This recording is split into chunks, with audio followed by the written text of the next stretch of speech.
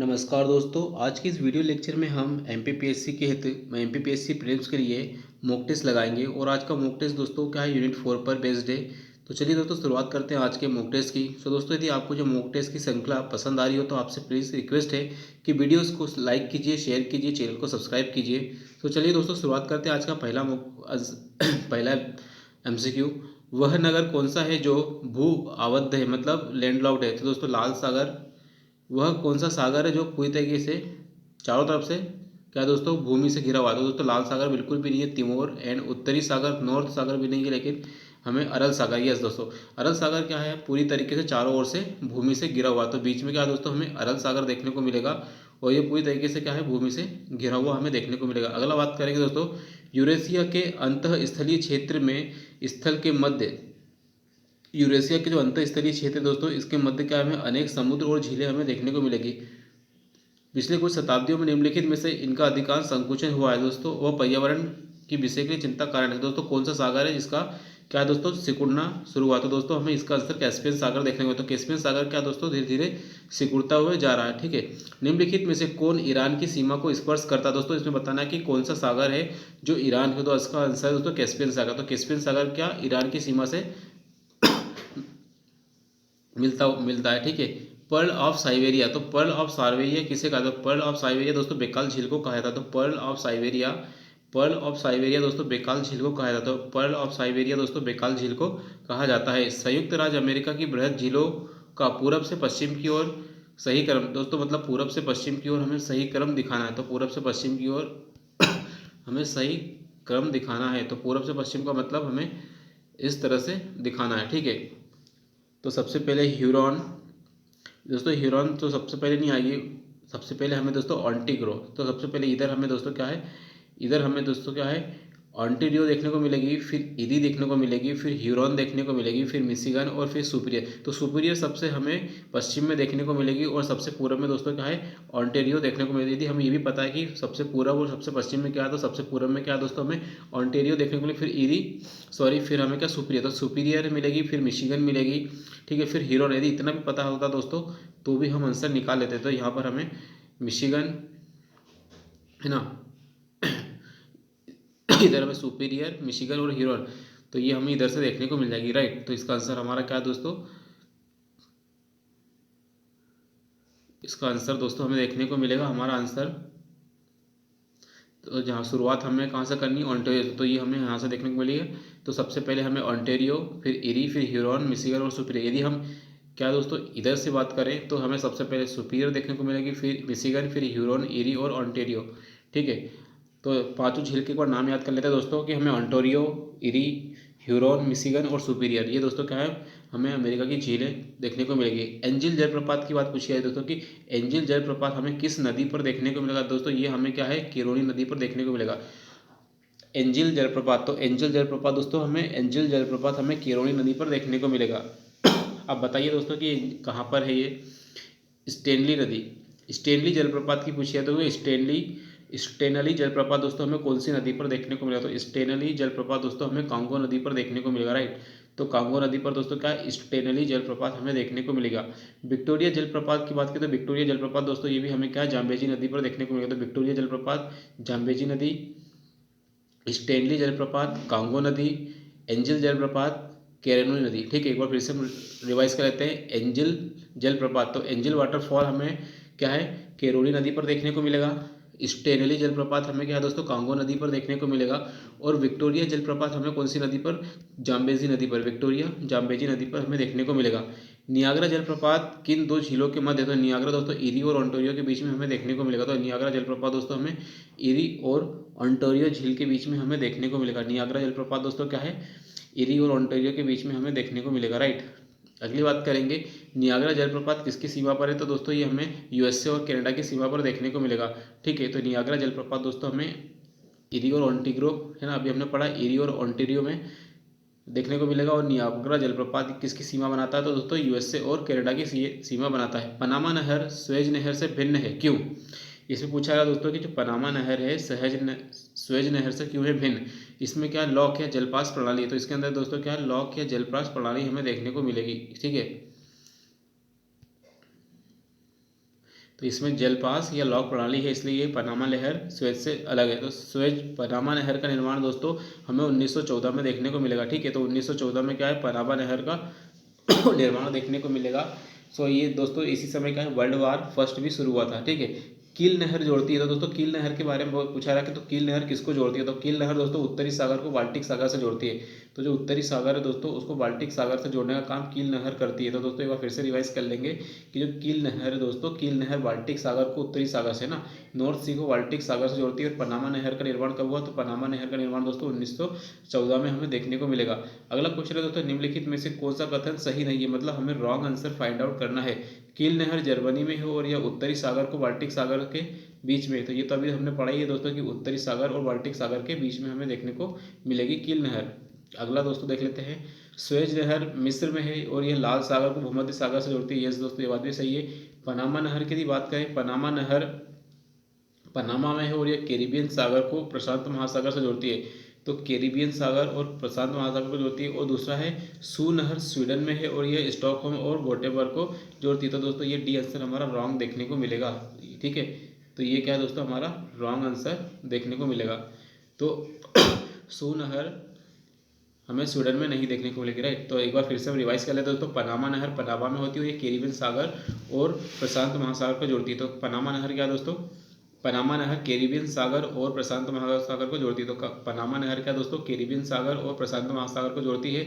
Suez नहर दोस्तों क्या है, लाल सागर और भूमध्य सागर को जोड़ती है। तो स्वेज नहर क्या है, लाल सागर और भूमध्य सागर को जोड़ने का काम करती है। और यदि हम बात करें दोस्तों कील नहर की, तो कील नहर जर्मनी में है। तो कहाँ है दोस्तों, कील नहर जर्मनी में हमें देखने को मिलेगी। उत्तरी सागर को बाल्टिक सागर से जोड़ने का काम करती है। ठीक है, कील नहर जर्मनी में है और बाल्टिक सागर को नॉर्थ सी से जोड़ती है, राइट। विश्व का सबसे बड़ी जहाज रानी नहर, तो दोस्तों कहाँ पर सबसे बड़ी शिपिंग नहर हमें देखने को मिलेगी, ये दोस्तों हमें कहाँ, स्वेज नहर देखने को मिलेगी। स्वेज नहर में क्या दोस्तों, बड़े बड़े जहाज हम चलाए जा सकते हैं, राइट।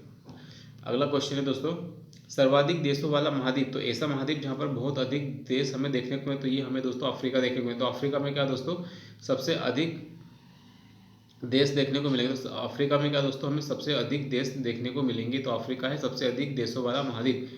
कौन सा महाद्वीप पूर्ण रूप से दक्षिणी गोलार्ध में स्थित है, तो दोस्तों मैं पूछा था कि कौन सा महाद्वीप है जो पूरी तरीके से दक्षिणी गोलार्ध में, तो दक्षिण अमेरिका, अफ्रीका, यूरोप, ऑस्ट्रेलिया। तो दोस्तों ऑस्ट्रेलिया क्या है दोस्तों, इन सभी में दोस्तों हमें ऑस्ट्रेलिया का सबसे दक्षिण में देखने को मिलेगा, राइट। अगली बात करेंगे दोस्तों, अफ्रीका महाद्वीप का दक्षिणतम बिंदु क्या, तो क्या दोस्तों अफ्रीका महाद्वीप का दक्षिणतम बिंदु क्या है, आशा अंतरिक्ष 9, केप अगुलहास 9, केप टाउन 9 और केप नोटल। तो केप अगुलहास, तो केप अगुलहास दोस्तों क्या है, हमें दक्षिण अफ्रीका का सबसे दक्षिणी पॉइंट हमें देखने को मिलेगा। तो अफ्रीका का सबसे दक्षिणतम पॉइंट दोस्तों ये अफ्रीका है। तो अफ्रीका का सबसे दक्षिण पॉइंट हमें क्या दोस्तों, केप अगुलहास देखने को मिलेगा। ठीक है, निम्नलिखित में से किन देशों की मालडोवा के साथ सीमा साझा, तो मालडोवा, तो दोस्तों मालडोवा किस किस के साथ, तो Ukraine, yes, Romania and Belarus. तो दोस्तों इस तीनों का तीनों हमारा आंसर देखने को मिलेगा।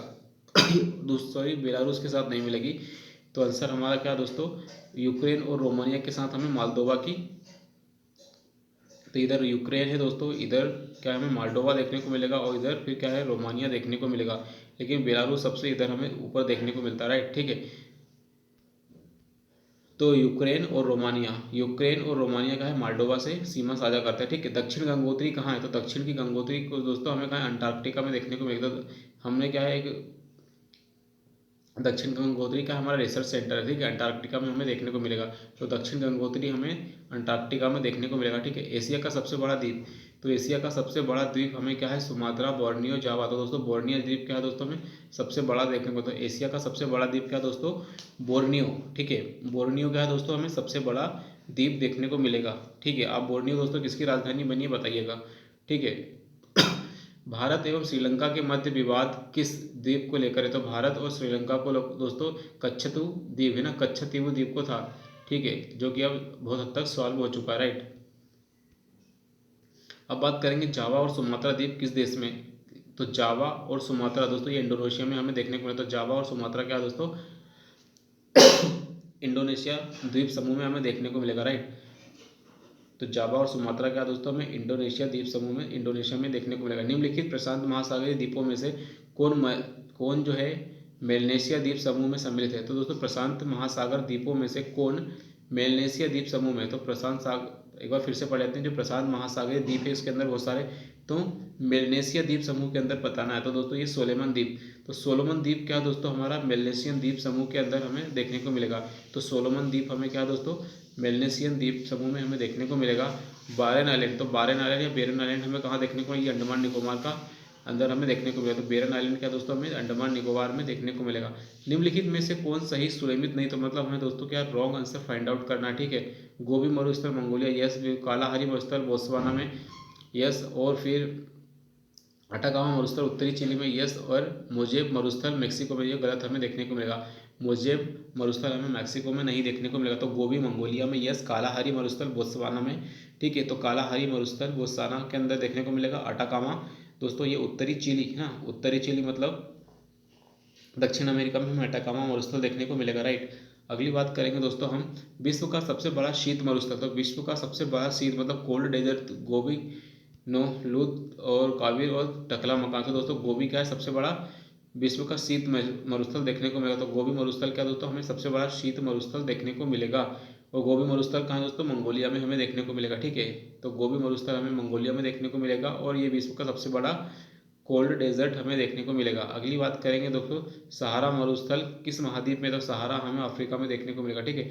अफ्रीका महाद्वीप में क्या तो सहारा मरुस्थल देखने को मिलेगा। निम्नलिखित मरुस्थलों में से कौन सही स्वर में नहीं है, तो दस्त ए लूत इराक में, और गोबी मंगोलिया में, अटाकामा चिली में, और काइजिल कुम उज्बेकिस्तान में। तो दोस्तों ये हमारा ए वाला आंसर है, क्या है, गलत देखने को मिलेगा। तो ये क्या है, दस्त ए लूत हमें इराक में नहीं देखने को मिलेगा। तो दस्त ए लूत क्या दोस्तों, दस्त ए लूत हमें इराक में नहीं देखने को मिलेगा। तो दोस्तों बाकी के तीनों सही है, एक बार रिवाइज कर लेते हैं। गोबी मंगोलिया में, अटाकामा चिली में देखने को मिलेगा। दस्त ए लूत हमें इराक में नहीं देखने को मिलेगा। तो दोस्तों आंसर क्या है हमारा, दस्त ए लूत इराक, ये गलत आंसर हमारा, गलत मैच है, ठीक है। गोबी डेजर्ट एशिया में सबसे बड़ा मरुस्थल है, ठीक है। गोबी डेजर्ट एशिया में सबसे बड़ा मरुस्थल है। ये दक्षिणी मंगोलिया के प्रदेशों तथा खालिस्तान के उत्तरी प्रदेशों में आच्छादित है। दोस्तों क्या है ये, चीन के, तो चीन के उत्तरी क्षेत्रों में क्या हमें देखने को मिलेगा। सारगोसो क्या है, सारगोसो क्या है, लवण युक्त जल है, समुद्री घास है। तो दोस्तों सारगोसो क्या है, सारगोसो सी में सारगोसो घास देखने को मिलेगी। तो सारगोसो घास के नाम पर ही सारगोसो समुद्र में देखने को मिलेगा। ये अंटार्कटिका में देखने को, सॉरी अटलांटिक एस वाला हमारा जो अंध महासागर है उसमें देखने को मिलेगा, राइट।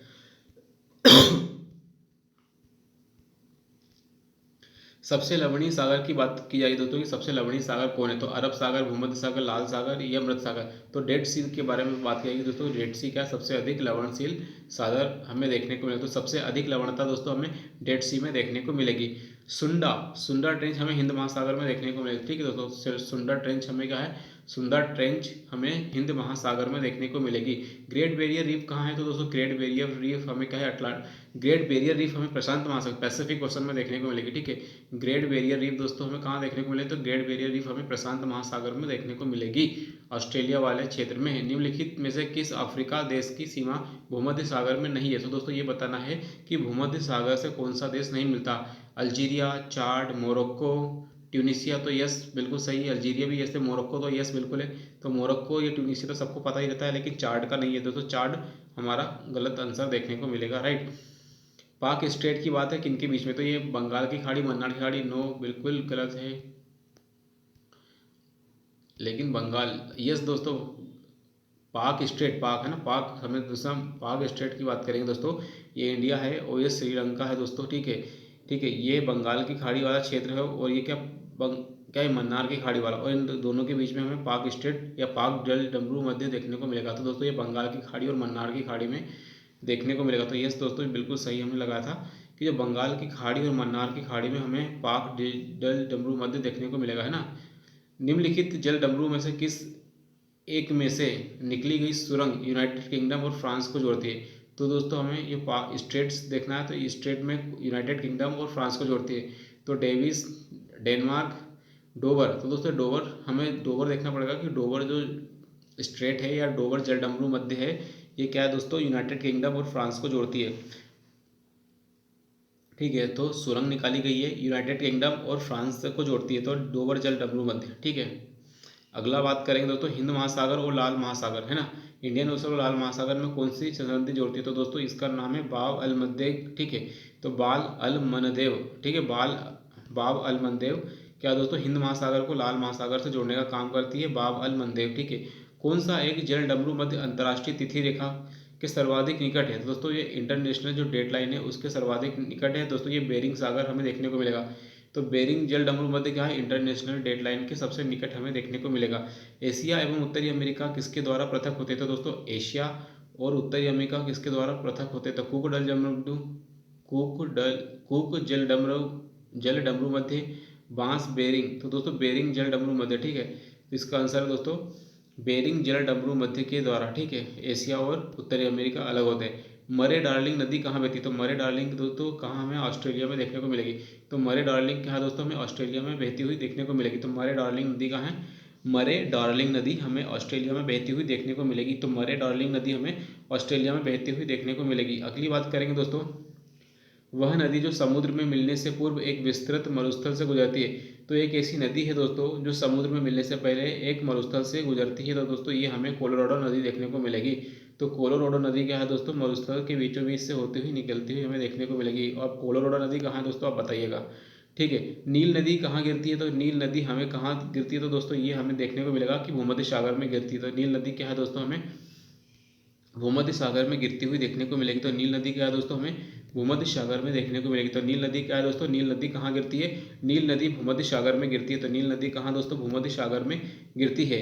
जॉर्डन नदी कहाँ गिरती है? तो जॉर्डन नदी दोस्तों ये भी क्या है हमें जॉर्डन नदी डेड सी में गिरती हुई देखने को मिलेगी। तो जॉर्डन नदी क्या है जो मध्य सागर में, जॉर्डन नदी क्या है? जॉर्डन नदी डेड सी में गिरती हुई देखने को मिलेगी। तो जॉर्डन नदी कहाँ है हमें डेड सी में देखने को मिलेगी। जॉर्डन नदी कहाँ गिरती है? तो डेड सी में, ठीक है, मृत सागर में।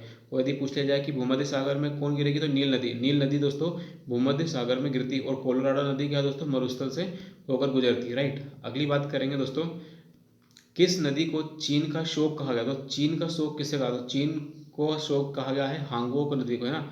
हांगहो नदी को चीन का शोक कहा गया है। केंजी बांध, तो केंजी बांध कहाँ पर है? तो किस नदी पर है? तो केंजी बांध दोस्तों नाइजर नदी पर हमें देखने को मिलेगा, ठीक है। तो केंजी बांध क्या है दोस्तों? नाइजर नदी पर हमें देखने को मिलेगा, राइट। एक बार फिर से रिवाइज कर लेते हैं, केंजी बांध नाइजर नदी। तो दोस्तों एक बार केंजी बांध कहाँ पर है? नाइजर नदी पर हमें देखने को मिलेगा। तो केंजी बांध क्या दोस्तों? नाइजर नदी पर हमें देखने को मिलेगा। अगला पढ़ते हैं दोस्तों, ग्रैंड कुली डैम। ग्रैंड कुली डैम, तो ग्रैंड कुली डैम दोस्तों हमें किस नदी पर देखने को मिलेगा? तो ग्रैंड कुली डैम हमें कोलंबिया नदी पर देखने को मिलेगा, राइट। अब बताना है कि ग्रैंड कुली डैम जो कोलंबिया नदी पर ये कहाँ पर है, देश का नाम बताना, राइट। आसवन आसवान उच्च बांध, तो आसवन ये उच्च बांध दोस्तों हमें स्थित है तो कहाँ पे? मिस्र में। दोस्तों ये आसवन बांध हमें कहाँ देखने को मिलेगा? मिस्र में देखने को मिलेगा। आसवन बांध दोस्तों हमें मिस्र में देखने को मिलेगा। आसवन बांध क्या दोस्तों हमें मिस्र में देखने को मिलेगा। अगला क्वेश्चन दोस्तों पढ़ते हैं हम कि अकोसोम्बो अकोसोम्बो बांध, दोस्तों पूछा है कि अकोसोम्बो बांध किस नदी पर है? तो ये दोस्तों हमें क्या है? वोल्टा नदी पर देखने को मिलेगा। असोकोम्बो बांध दोस्तों हमें वोल्टा नदी पर देखने को मिलेगा। असोकोम्बो बांध क्या दोस्तों हमें वोल्टा नदी पे, असोकोम्बो बांध हमें वोल्टा नदी पर देखने को मिलेगा, ठीक है। अफ्रीका का सबसे ऊंचा बांध नील नदी पर बना था। दोस्तों इसमें बताया गया है कि जो अफ्रीका का सबसे ऊंचा बांध थे ना, अफ्रीका का सबसे ऊंचा बांध नील नदी पर है। उसका नाम क्या? तो क्या उसका नाम है? आसवन। तो आसवन बांध दोस्तों कहाँ है? हमें सबसे ऊंचा बांध जो है ये नील नदी पर बना हुआ है, ठीक है। अगला बात करेंगे, निम्नलिखित में से कौन एक भू अवस्थित प्रदेश है? तो बता रहा कि लैंड लॉक प्रदेश बता दो। Kenya, Tanzania, Uganda. यस दोस्तों युगांडा क्या दोस्तों हमें देखने को मिलेगा? पूरी तरीके से लैंड लॉक देश देखने को मिलेगा, मतलब लैंड लॉक देश हमें देखने को मिलेगा युगांडा। निम्नलिखित में से कौन एक स्थल रुद्ध देश है? तो स्थल रुद्ध फिर से लैंड लॉक पूछा है। तो दोस्तों कजाकिस्तान, तुर्कमेनिस्तान, ताजिकिस्तान, उज्बेकिस्तान। तो दोस्तों हमें ताजिकिस्तान, तो ताजिकिस्तान दोस्तों क्या है हमें देखने को मिलेगा? ये पूरी तरीके से लैंड लॉक देश हमें देखने को मिलेगा। तो ताजिकिस्तान में क्या दोस्तों हमें लैंड लॉक देश देखने को मिलेगा। ताजिकिस्तान दोस्तों क्या है? एक लैंड लॉक देश हमें देखने को मिलेगा। सर्वाधिक संख्या में स्थल रुद्ध देश किस महाद्वीप में है? तो दोस्तों ये भी क्या है हमें अफ्रीका में देखने को मिलेगा, राइट। तो अफ्रीका में सबसे अधिक हमें स्थल रुद्ध देश देखने को मिलेंगे और सबसे अधिक देश भी क्या है दोस्तों हमें अफ्रीका में ही देखने को मिलेंगे। निम्नलिखित देश में से कौन सा देश स्थल बाधित है, मतलब स्थल रुद्ध है? अफगानिस्तान? नहीं, बिल्कुल अफगानिस्तान तो नहीं है। हंगरी, यस अफगानिस्तान है। हंगरी एंड मलेशिया, तो मलेशिया बिल्कुल, एंड अफगानिस्तान, हंगरी, मलेशिया और स्विट्जरलैंड। स्विट्जरलैंड भी है, यस दोस्तों। तो पहला, दूसरा और चौथा दोस्तों, यस पहला, दूसरा और चौथा हमें देखने को मिलेगा। लेकिन जो मलेशिया क्या है दोस्तों, समुद्र से, तो दोस्तों पहला, दूसरा, चौथा हमारा आंसर राइट होगा, राइट। ठीक है, तो अफगानिस्तान क्या है दोस्तों, लैंड लॉक देश हमें देखने को मिलेगा। क्षेत्रफल की दृष्टि से विश्व का सबसे बड़ा भू आवेशित देश, तो सबसे बड़ा लैंड लॉक देश कौन सा है क्षेत्रफल की दृष्टि से, तो कजाकिस्तान। कजाकिस्तान क्या दोस्तों, सबसे बड़ा लैंड लॉक देश है क्षेत्रफल की दृष्टि से। मस्सावा बंदरगाह किस देश में, तो जो मस्सावा बंदरगाह दोस्तों हमें कहाँ, इरित्रिया में देखने को मिलेगा।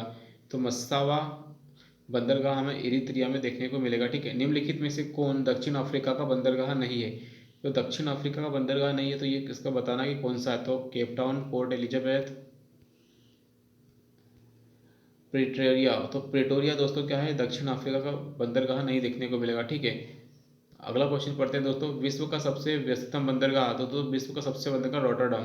ये तो हमें याद ही रखना दोस्तों, ये विश्व का सबसे व्यस्ततम बंदरगाह है रॉटरडम। रॉटरडम क्या दोस्तों, विश्व का सबसे अधिक व्यस्ततम बंदरगाह हमें देखने को मिलेगा।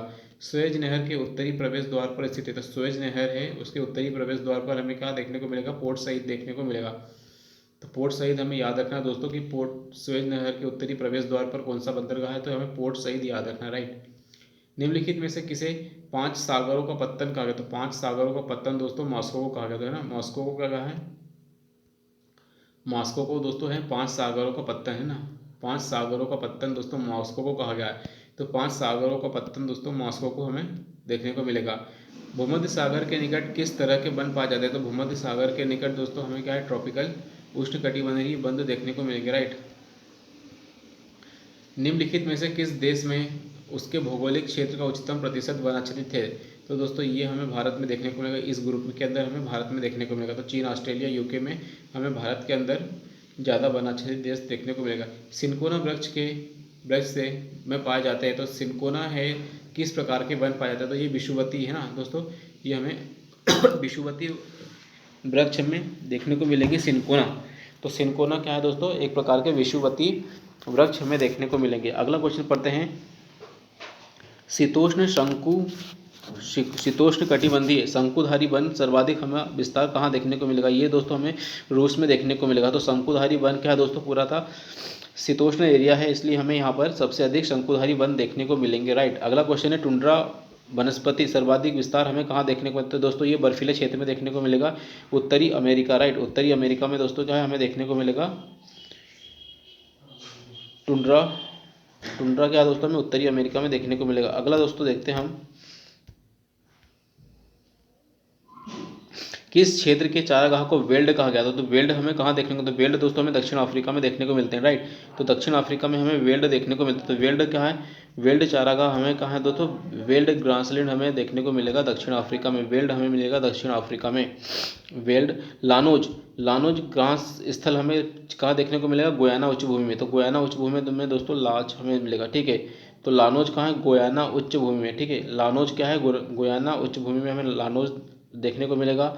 बेल्ट यदि बात करें तो बेल्ट हमें दक्षिण अफ्रीका में देखने को मिलेगा। तो बेल्ट क्या है दोस्तों, हमें दक्षिण अफ्रीका में देखने को मिलेगा। अगला देखते हैं दोस्तों, निम्नलिखित में से किस देश में पंपास घास, तो पंपास घास के मैदान हमें कहाँ देखने को मिलेगा, तो ये दोस्तों हमें अर्जेंटीना में देखने को मिलेंगे, ठीक है। तो पंपास के जो घास है हमें अर्जेंटीना में देखने को मिलेंगे। पंपास क्या है दोस्तों, अर्जेंटीना में। एक बार रिवाइज करेंगे दोस्तों हम, ठीक है। पंपास कहाँ है, अर्जेंटीना में, ठीक है। लानोज, लानोज गोयाना उच्च भूमि में, और दक्षिण अफ्रीका में हमें वेल्ड देखने को मिलता है। वेल्ड दक्षिण अफ्रीका में हमें देखने को मिलेगा, वेल्ड दक्षिण अफ्रीका में, लानोज हमें गोयाना उच्च भूमि में, और यदि बात करें कि पंपास तो ये हमें अर्जेंटीना में देखने को मिलेगा। तो दोस्तों हम एक बार फिर से ठीक से जूम करके देख लेते हैं, पंपास हमें कहाँ देखने को मिलेगा, पंपास हमें अर्जेंटीना में देखने को मिलेगा, ठीक है। पंपास हमें अर्जेंटीना में देखने को मिलेगा। अगली बात करेंगे दोस्तों, उत्तरी अमेरिका के शीतोष्ण घास मैदान के नाम, ठीक है। जो उत्तरी अमेरिका है दोस्तों, उसके जो शीतोष्ण घास मैदान है उसको क्या बोलते हैं, तो उनको हम प्रेयरी बोलते हैं, राइट। उनको बोलते हैं हम प्रेयरी, ठीक है। जो उत्तरी अमेरिका के घास मैदान है, उत्तरी अमेरिका के शीतोष्ण घास मैदान है, उनको हम क्या बोलते हैं, प्रेयरी बोलते हैं, राइट। अगला बात करेंगे दोस्तों अमेजन नदी के बारे में, ठीक है।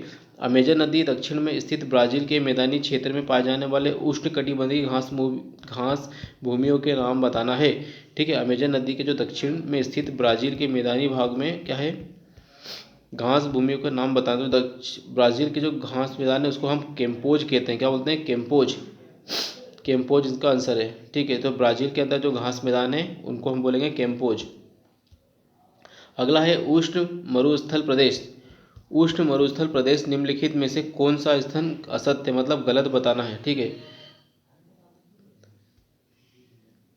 इसका विस्तार महाद्वीपों के पश्चिमी, पहले क्वेश्चन पूछते हैं उष्ण मरुस्थल की बात क्या रही है, मतलब इसका विस्तार महाद्वीपों के पश्चिमी भाग में होता है। तो महाद्वीपों के पश्चिमी भाग में 15 डिग्री से 30 डिग्री अक्षांशों के बीच में। यस दोस्तों, ये तो बिल्कुल सही लग रहा है। मध्य प्रदेश में इस प्रदेश में दैनिक तापांतर की तुलना में वार्षिक तापांतर अधिक मिलता है। तो ये शायद ये भी सही है।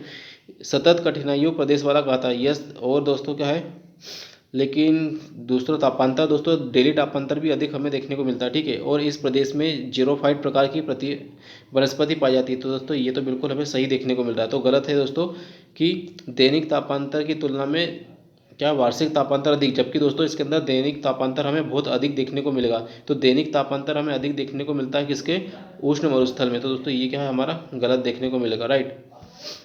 जैसे दोस्तों यदि हम राजस्थान के अंदर थार डेजर्ट की भी बात करें तो ये भी दोस्तों क्या है महाद्वीप के हमें पश्चिमी भाग पर ही देखने को मिलेगा। और यहाँ पर भी दोस्तों क्या है दैनिक टेम्परेचर मतलब दिन और रात में हमें बहुत बड़ा गैप देखने को मिलेगा टेम्परेचर में।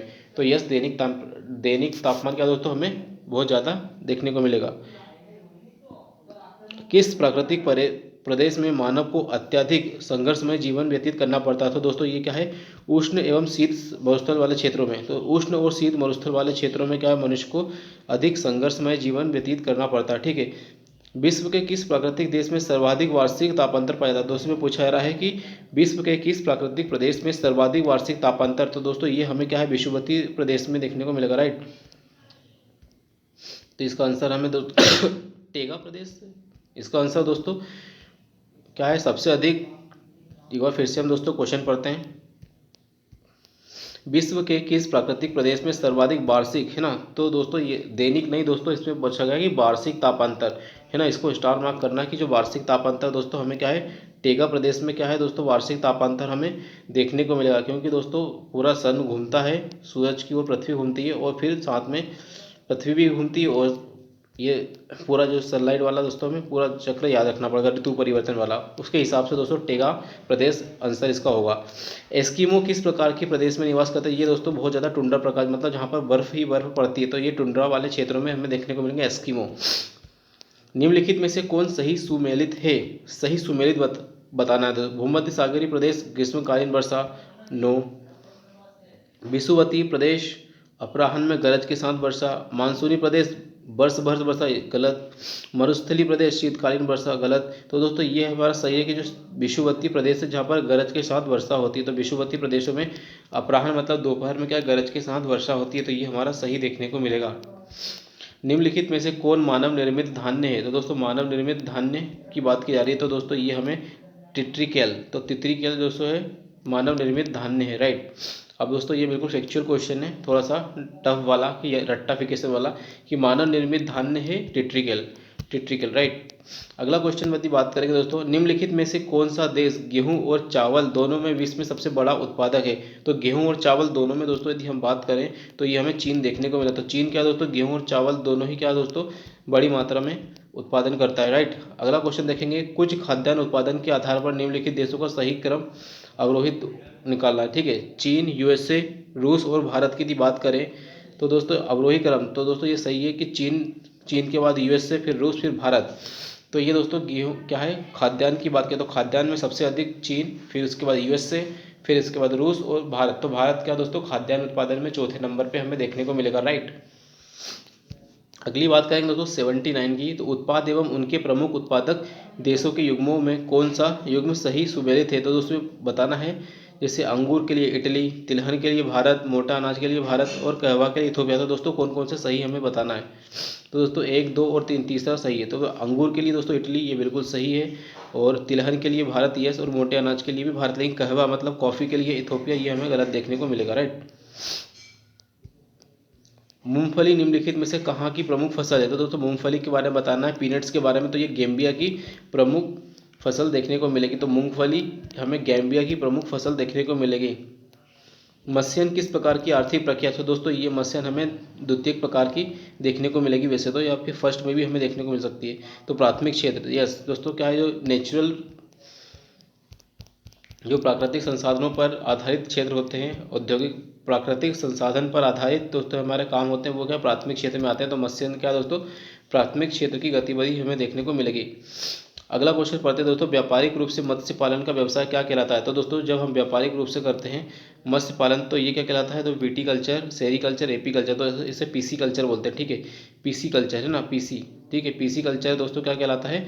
मत्स्य पालन जब हम क्या दोस्तों कमर्शियल लेवल पर करते हैं, तो कमर्शियल लेवल पर जब हम दोस्तों मत्स्य पालन करते हैं तो ये क्या कहलाता है? पीसी कल्चर कहलाता है। तो दोस्तों एक बार फिर से पढ़ लेते हैं, मत्स्य पालन का यदि व्यवसाय क्या कहलाता है? ये पीसी कल्चर कहलाता है, राइट।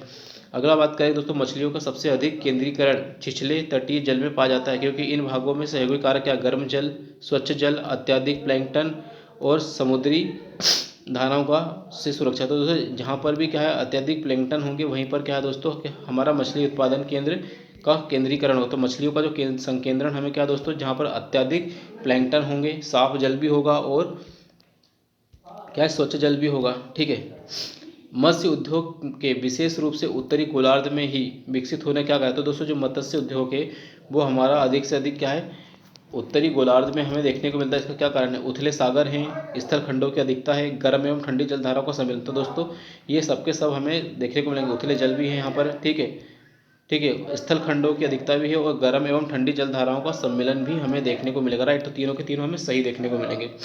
विश्व में स्वच्छ जल की मछली का सबसे बड़ा उत्पादक देश है दोस्तों, फ्रेश वाटर फिशिंग सबसे ज़्यादा कहाँ देखने को मिलता है? फ्रेश वाटर फिशिंग दोस्तों यदि हम बात करें तो ये हमें चीन में देखने को मिल रही है। तो दोस्तों फ्रेश वाटर फिशिंग यदि हमें देखने की बात करें तो फ्रेश वाटर फिशिंग, तो फ्रेश वाटर फिशिंग यदि दोस्तों बात करें तो ये हमें चीन में देखने को मिल रही है। तो फ्रेश वाटर फिशिंग हमें चीन में अधिक देखने को मिल रही है। अगला क्वेश्चन है दोस्तों कि संयुक्त राज्य अमेरिका की किस पहाड़ी को पृथ्वी की सबसे धनी पहाड़ी कहा गया? तो पृथ्वी की सबसे धनी पहाड़ी अमेरिका में देखने को मिलेगी, इसे हम बूटे पहाड़ी के नाम से जानते हैं। तो मध्य अमेरिका की दोस्तों जो बूटे पहाड़ी है, तो अमेरिका की बूटे पहाड़ी क्या दोस्तों सबसे धनी पहाड़ी कहा गया इसको। निम्नलिखित में से कौन सा कथन असत्य है, मतलब गलत कथन हमें बताना है। ठीक है, जायरे विश्व में औद्योगिक हीरे का सबसे बड़ा उत्पादक है। तो जायरे की बात करें कि जायरे विश्व में हीरे का सबसे बड़ा उत्पादक है। अगला है दोस्तों दक्षिण अफ्रीका में विश्व में आभूषण के निर्माण में उपयोग होने वाले हीरे सबसे बड़ा उत्पादक है। ठीक है, तो दक्षिण अफ्रीका क्या दोस्तों आभूषण निर्माण में होने वाला जो हीरा है उसका सबसे बड़ा उत्पादक है। अगली बात करेंगे दोस्तों, दक्षिण अफ्रीका का जोहान्सबर्ग हीरे के उत्पादन के लिए प्रसिद्ध है। तो दक्षिण अफ्रीका का जोहान्सबर्ग क्या है? हीरे के लिए। और एंटवर्प हीरे की कटाई का महत्वपूर्ण केंद्र है। तो दोस्तों इसके अंदर रॉन्ग पता करना, तो रॉन्ग में हमारा क्या है? सी हमारा क्या है दोस्तों? ये सी क्या है? जोहान्सबर्ग वाला, कि दक्षिण अफ्रीका का जोहान्सबर्ग हीरे के उत्पादन के लिए प्रसिद्ध। तो जोहान्सबर्ग दोस्तों क्या हीरे के लिए प्रसिद्ध नहीं है। बाकी तीनों को एक बार फिर से रिवाइज कर लेते हैं स्टेटमेंट को दोस्तों।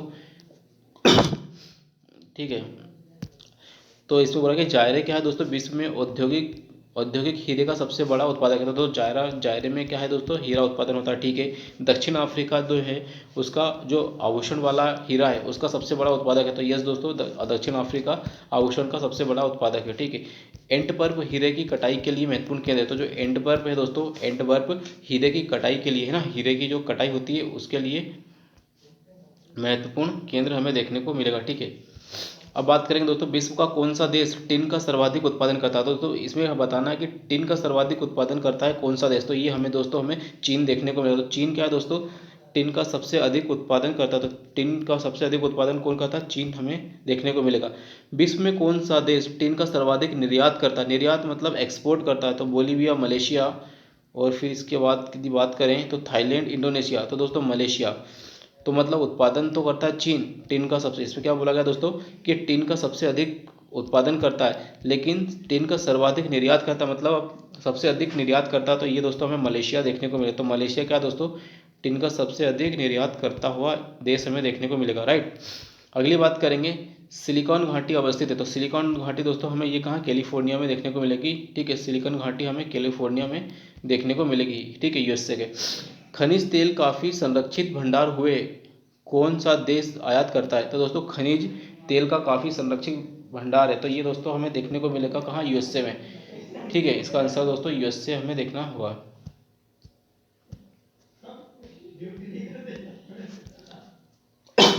ठीक है दोस्तों, इसका आंसर है यूएसए। निम्नलिखित में से कौन सा देश पेट्रोलियम उत्पादों का उत्पादक प्रमुख है? तो Brazil, Bangladesh, Sri Lanka, Iran, Iraq. तो ईरान दोस्तों क्या है, इस ग्रुप में हमें ईरान देखने को मिलेगा। ठीक है, ईरान पेट्रोलियम प्रोडक्ट्स के लिए, ठीक है, पेट्रोलियम के लिए। किसको स्ट्रेटेजिक मिनरल कहा जाता है? तो स्ट्रेटेजिक मिनरल किसको कहा जाता है? सोना, चांदी, परमाणु खनिज और खनिज तेल। तो खनिज तेल, सोना, चांदी, मिनरल्स की बात की जाएगी। ठीक है, तो ये दोस्तों हमें धातु, लौह धातु नहीं, खनिज तेल नहीं, सोना। तो इसके लिए दोस्तों इसका आंसर हम देखते हैं क्या है, तो परमाणु खनिज। ठीक है, इसका आंसर है परमाणु खनिज। परमाणु खनिज क्या है दोस्तों? स्ट्रेटेजिक धातु हमें देखने को मिलेगी, स्ट्रेटेजिक मिनरल्स हमें देखने को मिलेगा परमाणु। ठीक है, अगला बात करेंगे दोस्तों, सन 1883 में विश्व के किस देश में सर्वप्रथम जल विद्युत की स्थापना? तो दोस्तों 1883 में कौन से देश में सबसे पहले जल विद्युत की स्थापना? तो ये दोस्तों में फ्रांस में। तो फ्रांस में क्या दोस्तों सबसे पहले हमें देखने को मिलेगा जल विद्युत की स्थापना देखने को मिलेगी। ठीक है, पर्यावरण के अनुकूल होने के कारण निम्नलिखित में से कौन श्वेत कोयला के नाम से आता है? तो दोस्तों पर्यावरण के अनुकूल होने के कारण कौन सा या किसे श्वेत कोयला के नाम से, तो व्हाइट कोल के नाम से हम किसे जानते हैं? तो दोस्तों क्या है, जल विद्युत। तो जल विद्युत को क्या है, ये पर्यावरण अनुकूल होने के कारण इसे जल विद्युत को हम क्या व्हाइट कोल के नाम से भी जानते हैं। तो जल विद्युत को हम व्हाइट कोल कहते हैं। ठीक है, निम्नलिखित देशों में से कौन लौह इस्पात उद्योग में अधिक उन्नत है? तो दोस्तों में पूछा गया है कि जो लौह इस्पात उद्योग है अधिक उन्नत हमें कौन देखने को मिलता है? तो जापान। क्या है दोस्तों, जापान में क्या है, जो लौह इस्पात उद्योग है वो अधिक ज़्यादा टेक्नोलॉजिकली एडवांस हमें देखने को मिलेगा। अब बोकारो, भिलाई किस उद्योग के लिए प्रसिद्ध? तो बोकारो, भिलाई और चेलेंसविक, ये सब दोस्तों लौह उद्योग के लिए हमें देखने को मिलेगा। राइट, इसका अंदर आंसर हमें लोहा एवं इस्पात उद्योग देखने को मिलेगा। ठीक है, भिलाई, बोकारो, ये सब क्या है दोस्तों, लोहे उद्योग एंड इस्पात उद्योग के लिए देखने को मिलेगा। वर्तमान समय में जूट उद्योग दृष्टि से विश्व की में प्रथम स्थान किसका है? तो जूट की यदि बात करें तो जूट में भारत का स्थान हमें फर्स्ट देखने को मिलेगा। तो जूट उद्योग में क्या है, भारत फर्स्ट हमें देखने को मिलेगा। ठीक है, सेकेंड लास्ट क्वेश्चन है दोस्तों, विश्व में सबसे अधिक लुगदी का उत्पादन कहाँ होता है? तो विश्व के अंदर सबसे ज़्यादा जो कागज़ की लुगदी बनाई जाती है वो कहाँ होती है? तो दोस्तों ये हमें भारत में ही देखने को मिलेगा कि कनाडा में। तो ये कनाडा में देखने को मिलेगा। तो सबसे अधिक लुगदी की यदि बात करें दोस्तों, ये हमें कनाडा में देखने को मिलेगी। तो कनाडा में क्या दोस्तों हमें सबसे अधिक लुगदी उत्पादन देखने को मिलेगा। ये आज का लास्ट क्वेश्चन है। यदि देखते हैं दोस्तों कि वर्तमान समय में सूती वस्त्र के उत्पादन में विश्व में प्रथम स्थान दोस्तों ये हमारा चीन का देखने को मिलेगा। तो सूती वस्त्र के स्थान में भी दोस्तों ये भारत का स्थान नहीं है, चीन का स्थान है। राइट, सो दोस्तों ये है आज के हमारे मॉक टेस्ट के क्वेश्चन। आई होप इस तरह के मॉक टेस्ट से आपको लाभ हो रहा होगा। तो प्लीज़ लाइक कीजिए, शेयर कीजिए और सब्सक्राइब कीजिए।